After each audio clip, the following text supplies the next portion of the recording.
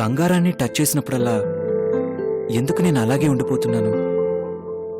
ఏముందా కళ్ళల్లో? ఎందుకు ఎక్కడో చూసినట్టు అనిపిస్తుంది? పార్టీ రోజు చీకట్లో పరిచయమైన బుట్టబొమ్మలాగా అనిపిస్తుందేంటి? ఒకవేళ మీరిప్పుడు సినిమా తీసినా నాకు క్యారెక్టర్ ఇస్తారన్న ఆశ లేదు. అక్కడ మనశ్శాంతి లేకే నీ దగ్గరకు వస్తాను. ఇక్కడ నీతోనూ గొడవైతే నాకు చావు తప్ప వేరే శరణ్యం లేదు.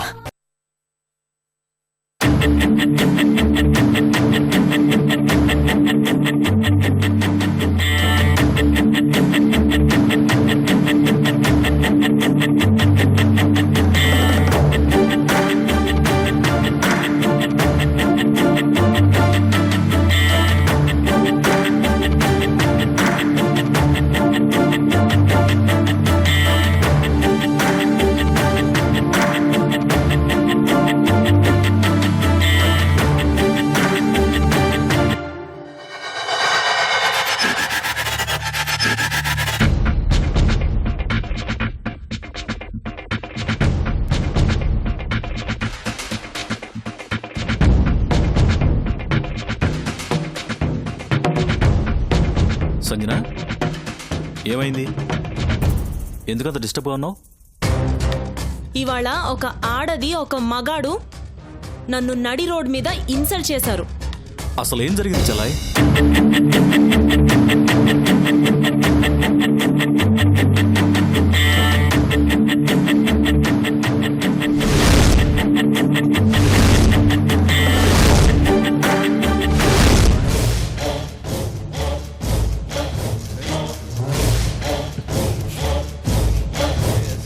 రా. ఎక్కడికి? నిన్ను ఇంత ఇన్సల్ట్ చేసిన అమ్మాయి ఎక్కడుందో చూపించు. నీ కాళ్ళ మీద పడేస్తాను. రా. వద్దన్నయ్య. వద్దా?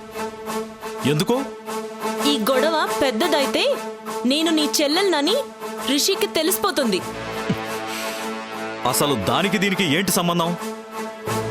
ఆ అమ్మాయి ఎవరో కాదు, మా సినిమాకి అసోసియేట్ కొరియోగ్రాఫర్. అందుకే నేను సైలెంట్ గా ఉండిపోయాను. నువ్వు జోక్యం చేసుకున్నా అని తెలిస్తే విషయం రిషి దాకా వెళ్తుంది. అలాగని వదిలేయమంటావా? నా చెల్లెల్ని ఇన్సల్ట్ చేసిన దాన్ని మామూలుగా వదిలిపెట్టాలా? ఇప్పటికి వదిలే. టైం వచ్చినప్పుడు కోలుకోలేని దెబ్బ కొడదాం. ఎందుకంటే అది రోడ్ మీదే కాదు, సెట్స్ మీద కూడా నన్ను డిస్టర్బ్ చేస్తోంది. పెద్ద పెద్ద డైరెక్టర్స్ కూడా దాన్ని చూసి అదే హీరోయిన్ అనుకుంటున్నారు. రోడ్ మీద జరిగిన దానికంటే షూటింగ్లో జరిగిన అవమానమే నన్ను బాగా మంట పుట్టిస్తుంది. దాన్ని నీకు శవంగా అప్పచెప్పాలా లేదా జీవచ్ఛవంగా అప్పచెప్పాలా? అది చెప్పు. దానికి స్పాట్ పెట్టడానికి ముహూర్తం ఎందుకు, టైం ఎందుకు? గన్నుంటే చాలు. ఆ నెత్తుటి మరకలు మనం రాసుకోవడం ఎందుకు?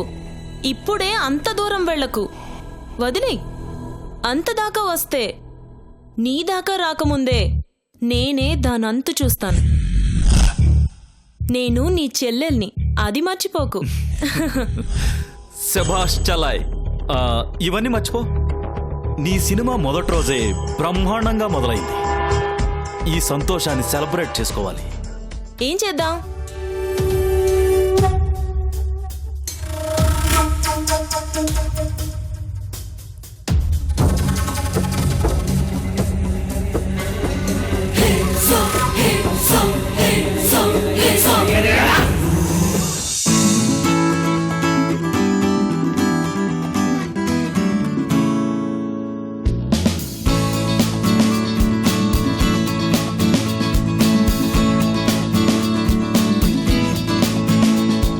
ఏమండి? రాళ్ల రామాచారి గారు. ఎవరమ్మా? ఏం కావాలి? నేను పోయిన వారమే నా చెవి జూకా ఇచ్చి దానికి జోడి చేయాలని చెప్పానుగా. ఎవరంటారేంటి? ఓహో, నువ్వు కాదు. నీ గురించి నిన్ననే అనుకున్నానమ్మా. అదేమిటో అన్ని ధరలు పెరిగి చచ్చాయి. నువ్విచ్చిన బుట్టల్లో పొదగాల్సిన రాళ్లకు కూడా అమాంతంగా ధరలు పెరిగి చచ్చాయి. 60,000 అవుతుందని చెప్పాను కదా. 20,000 అడ్వాన్స్ కూడా ఇచ్చానుగా. ఇచ్చావులే, కానీ వాటికి 60 కాదు ఇప్పుడు 80 అవుతుంది.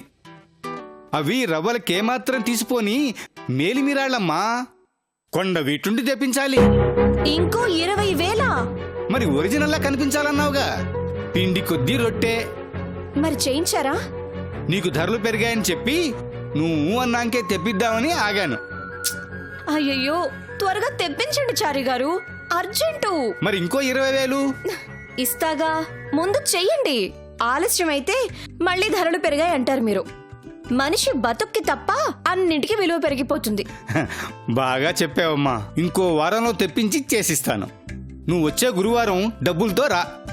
సరే, జాగ్రత్తగా చేయండి. ఈ రామాచారికి పని చెప్పాక నిశ్చింతగా ఉండొచ్చు. నువ్వు వెళ్ళి డబ్బులతో రా. సరే. అలాగే.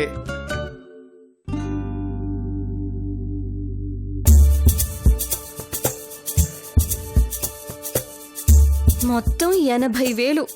20 పోను 60. వచ్చే గురువారం నాటికల్లా ఎక్కడి నుండి తేను? ఛ, నీకు ఇది న్యాయంగా ఉందా? నీకు లడ్డు కాదు, పటిక బెల్లం చాలు.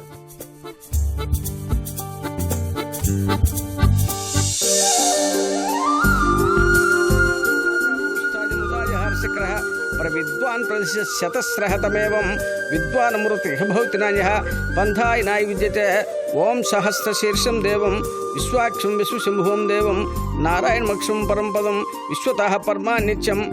శతమానం భవతి శతాయు పురుష శతేంద్రియ ఆయుష్యేవేంద్రియే ప్రతిష్టతి. మనోవాంఛాఫల సిద్ధిరస్తో అష్టైశ్వర్యాభివృద్ధిరస్తో ఆయురారోగ్యాభివృద్ధిరస్తో. స్వామి, పోయిన బుట్ట ఎలాగూ దొరకదు. కనీసం అలాంటిది చేయించటానికి నాకేదో ఒక విధంగా డబ్బు సర్దుబాటు అయ్యేలా చూడు స్వామి. లేదంటే అమ్ములత్త నన్ను ఇంట్లో ఉండనివ్వదు. ఆ నీడు కూడా లేకపోతే నేను అనాథనైపోతాను.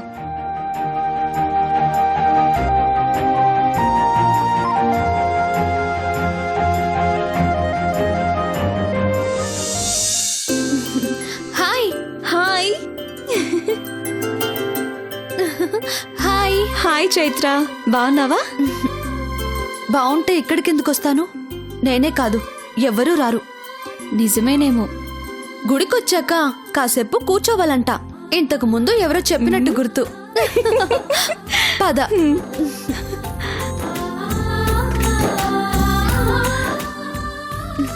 మీ అమ్మగారు బాగున్నారా? బావున్నారు. అది సరే గాని మీ అమ్మ గురించి చెప్పనే లేదు. ఎప్పుడు అడిగినా దాటేస్తా. అందమైన కళ సగంలోనే మెలకు వస్తే ఎలా ఆగిపోతుందో అలా చెదిరిపోయిన కళ మా అమ్మ. చిన్నప్పుడే నా చిటికెన వేలు వదిలేసింది. పోలీసుల సంకెళ్ళు పట్టుకొని వెళ్ళిపోయింది.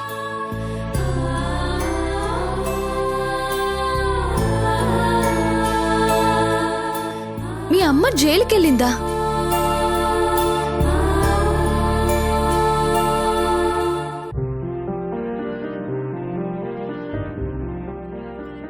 చెప్పడం ఇష్టం లేకపోతే వద్దులే. అదేం కాదు, ఇన్నాళ్లకి చెప్పుకోటానికి దేవుడు ఒకరినిచ్చాడా అనిపిస్తుంది నిన్ను చూస్తుంటే.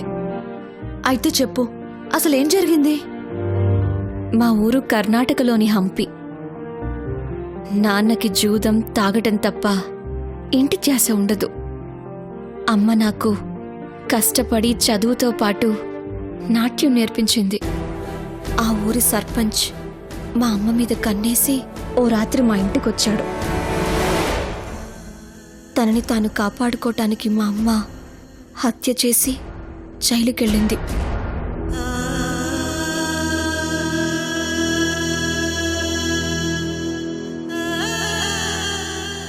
ఒంటరిగా మిగిలిపోయిన నన్ను ప్రొడక్షన్ మేనేజర్ సునీల్ గారు తీసుకొచ్చి ఇంట్లో ఉంచారు. ఆయన భార్య అమ్ములత్త. నేను ఇంట్లో ఉండటం ఇష్టం లేకపోయినా నా సంపాదన కావాలి, ఇంటెడు చాకిరీ చెయ్యాలి.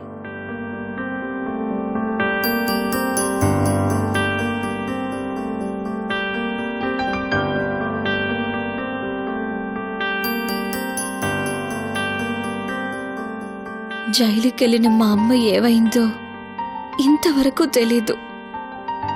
ఎన్ని ప్రయత్నాలు చేసినా ఇప్పటి వరకు ఆచూకీ దొరకలేదు.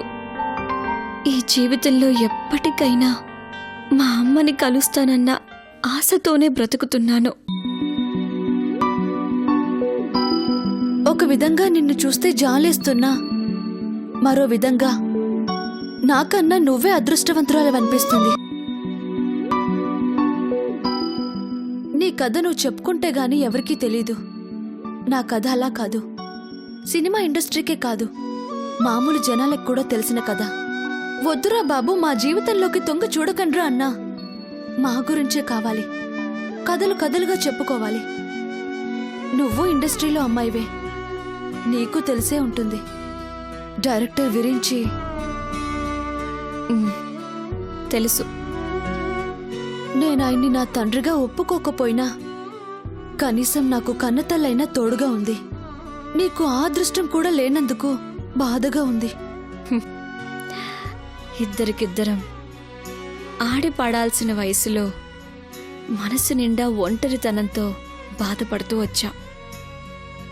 ఇలా ఎంతకాలం అన్న ప్రశ్నకు ఇంకెంతకాలానికి జవాబు దొరుకుతుందో కూడా తెలీదు.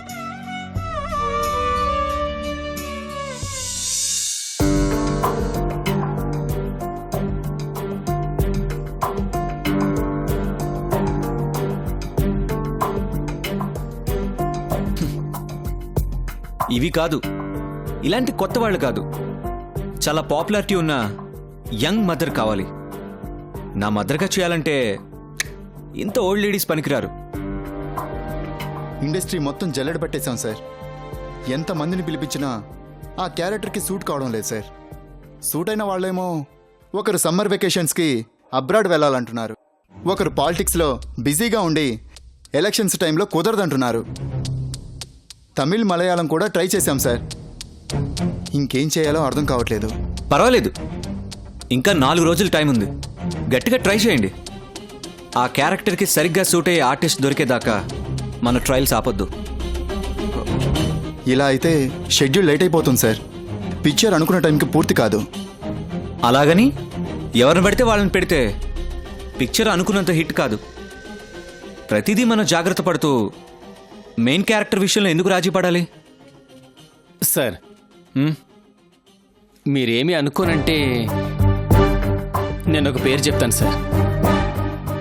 ఆ క్యారెక్టర్కి సరిగ్గా సరిపోయే ఆర్టిస్ట్ అయితే చాలు. ఇందులో నేను అనుకోవడానికే ఉంది. ఎవరున్నారు అలా? ఒకప్పటి హీరోయినే సార్. అందులో పరాయి భాష ఆర్టిస్ట్ కూడా కాదు సార్, మన తెలుగు నటి. నాకు తెలియని ఆ నటెవరయ్యా? సౌదామిని గారు సార్.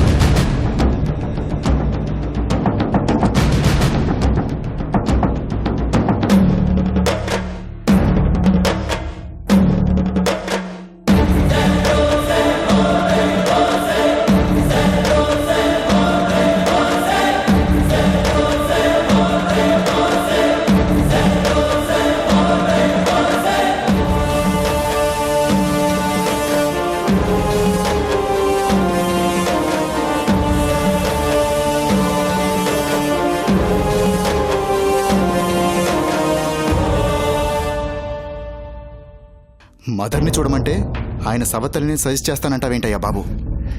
ఇప్పుడు చూడు, మన ఇద్దరిని జాయింట్గా పీకేస్తాడు. ఏం రైటర్ అయ్యా నువ్వు? కాస్తైనా లౌక్యం లోకజ్ఞానం తెలీదు? సార్, రైటర్ గారు ఏదో తెలియకన్నారు. మనం వేరే ఆర్టిస్ట్ని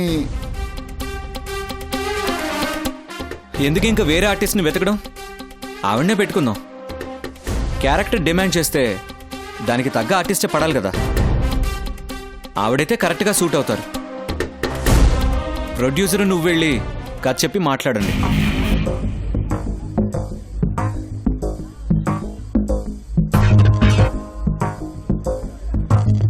అదేదో తొందరగా పూర్తి చేయండి. Okay sir.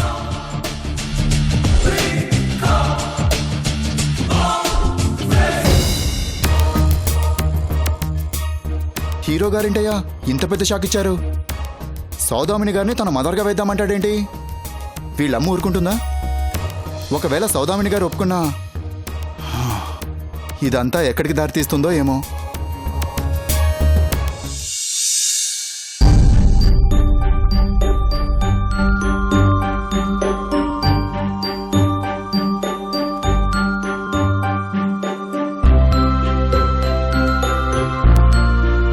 రిషి,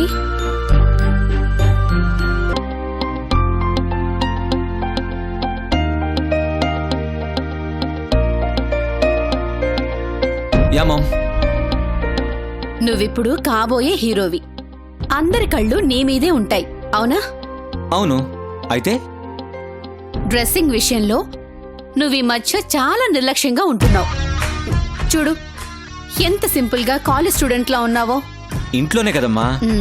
ఇంట్లో గాని బయట గాని ఎప్పుడు ఎవరు చూసినా నువ్వు హీరో లాగానే కనపడాలి. రా, 2 minutes లో రిపేర్ చేస్తాను. రిపేరా? ఏదో ఒక పేరు, పద.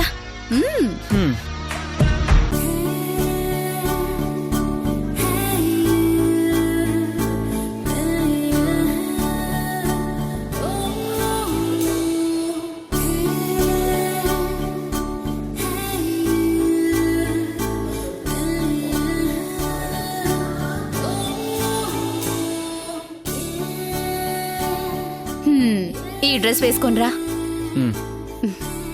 వెళ్ళు. ఓకే.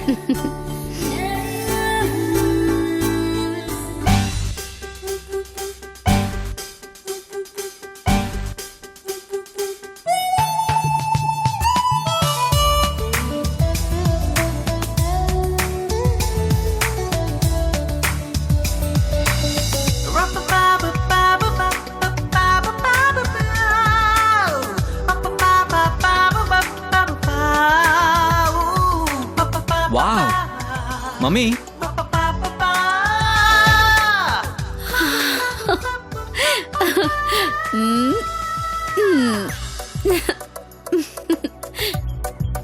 Amazing mummy.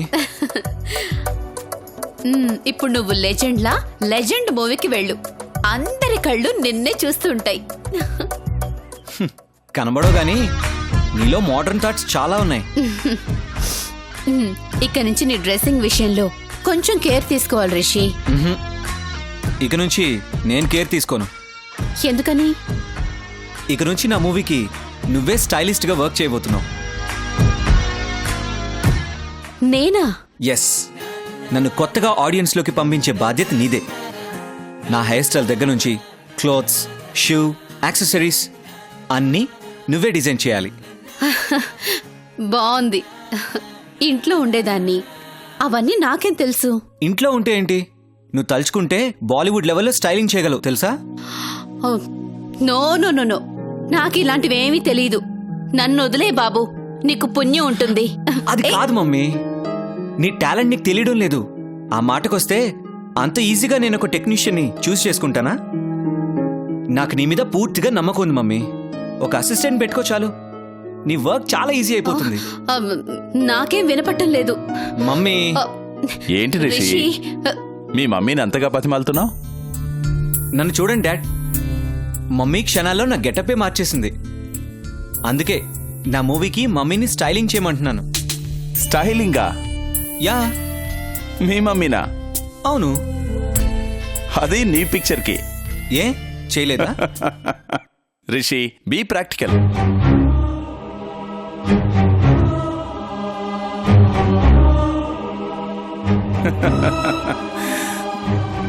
దానికో థియరీ ఉంటుంది, అబ్జర్వేషన్ ఉంటుంది, ట్రెండ్కి తగ్గట్టుగా మౌల్డ్ అవ్వాల్సి ఉంటుంది, చాలా ఉంటుంది.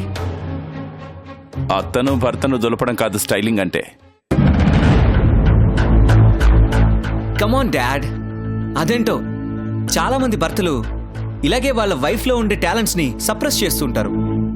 మీరు కూడా ఆ మేలీగో చూపిస్తారేంటి? నేను నీ మంచి కోరే చెప్తున్నాను రిషి. రిషి, ఇవాల్టి నుంచి నేను నీ మూవీకి వర్క్ చేస్తున్నాను.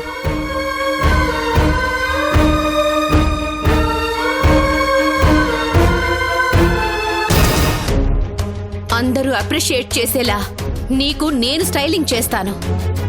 ఎవరి అనుమతి, అభిప్రాయం నాకు అవసరం లేదు. Thank you mummy, thank you very much. My son.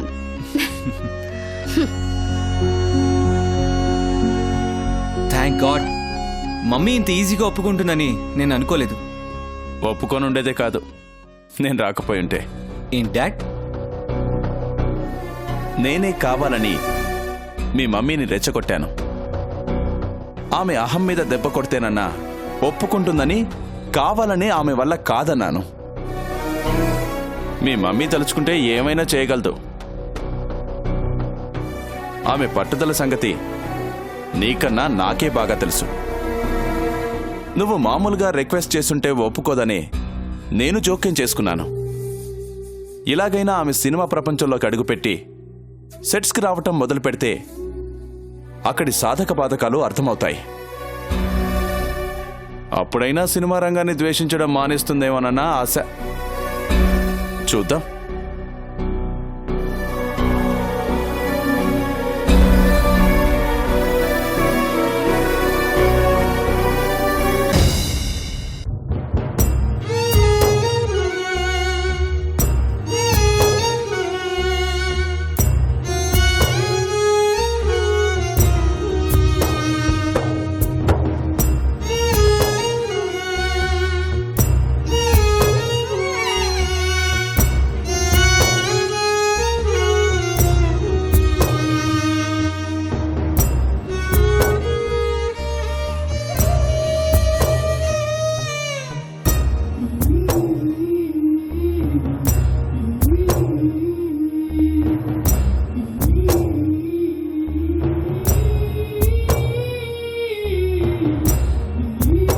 అమ్మా, ప్రొడ్యూసర్ లక్ష్మీనారాయణ గారంటమ్మా, మిమ్మల్ని కలవడానికి వచ్చారు. కింద వెయిట్ చేస్తున్నారు.